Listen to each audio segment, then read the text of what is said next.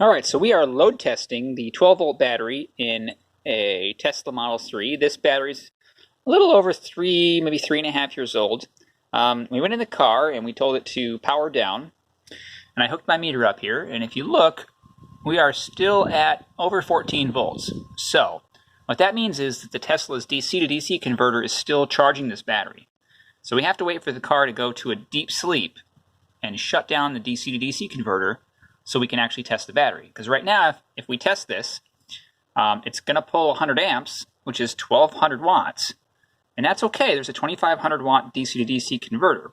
But it won't be testing the battery, we'll be testing the inverter. So it's going to keep that voltage up if we were to load it down.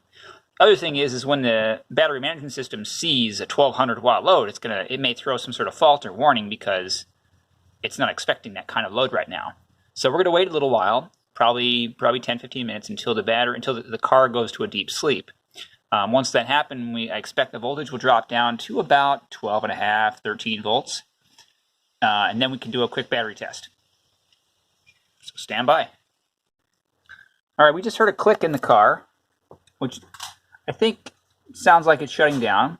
And if you look closely, you see the voltage of the battery dropping down. So we were up over 14 volts charging, and now basically we're looking at the float voltage on the battery.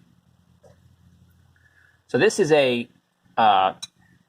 Atlas 12 volt 45 amp hour battery. I'm not sure exactly what its cold cranking amps are, but you can see it was manufactured in July 2018.